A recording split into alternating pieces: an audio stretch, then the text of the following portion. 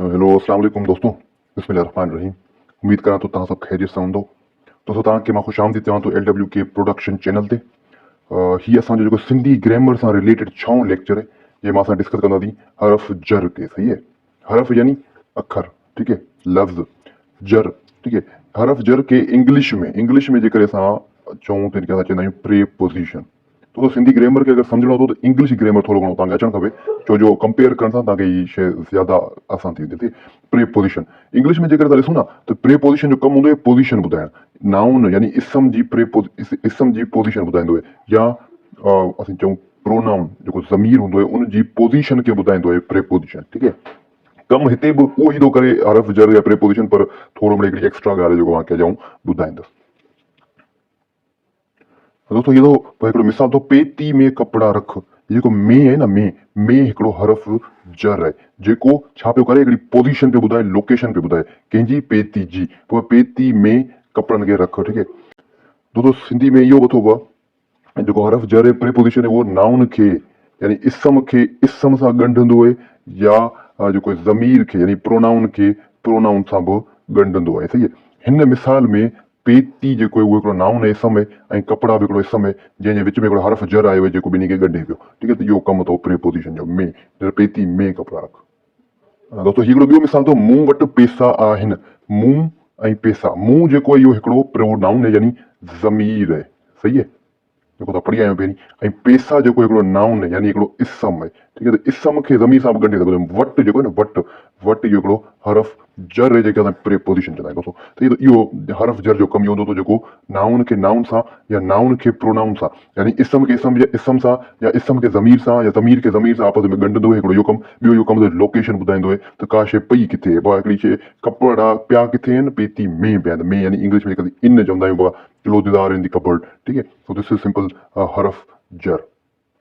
दोस्तों हिकिड़ो आख़िरी मिसाल आहे हरफ जर जो, ठीक है। तो सां मां गॾिजी स्कूल हलंदसि। हाणे तो ऐं मां ही ॿई जेके आहिनि प्रोनाउन आहिनि यानी ज़मीर आहिनि, बाक़ी जेको विच में पियो आहे सां जेको इहो हिकिड़ो हरफ जर यानी जेके असीं प्रीपोजिशन चवंदा आहियूं। दोस्तों हाणे पाण थोरो डिस्कस करूं था हरफ जुमिले जे बारे में। हरफ जुमिलो जेके असां कंजंक्शन चवंदा आहियूं इंग्लिश में, ठीक है।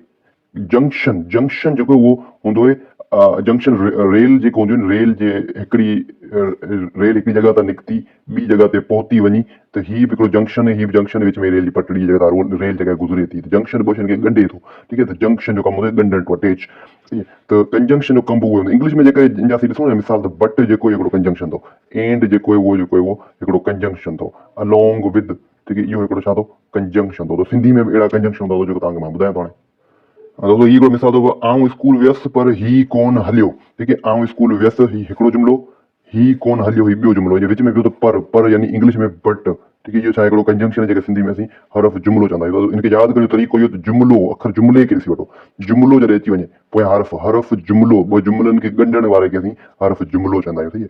हिन में सिंपल इहो ई अथव, ॿियो कुझु कोन्हे।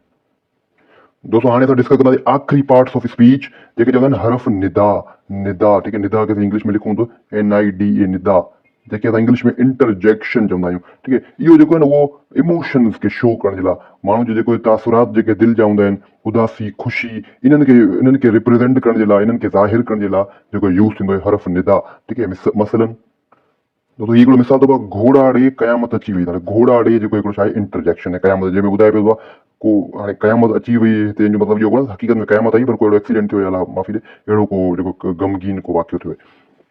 ॿियो पाण चवंदा आहियूं वञ, ठीक है, वञ हिन त को वॾो कमु करे छॾियो। हाणे वञ जेको आहे न इहो हिकिड़ो इंटरजेक्शन अथव, ठीक है। ॿियो हिन खां अलावा जेकर ॿियो मिसाल असां ॾिसूं त पाण कॾहिं मश्करी में चई छॾंदा आहियूं हतित, ठीक है, हतित, हिंदी में हतित तूं बोलो कुझु लॻो हतित वारो कमु करे, त हतित जेको आहे न इहो हिकिड़ो इंटरजेक्शन अथव। इंटरजेक्शन में अहिड़ा करूं था, इहो अथव हरफ निदा, इंटरजेक्शन। दोस्तों हिन 6 लेक्चरनि जी सीरीज़ में असां जेको आहे total 8 parts of speech complete करे सघियासीं, करे छॾिया आहिनि, जंहिंजे विच में असां तमामु ग्रामर जा ॿिया टूल्स ॾिठासीं।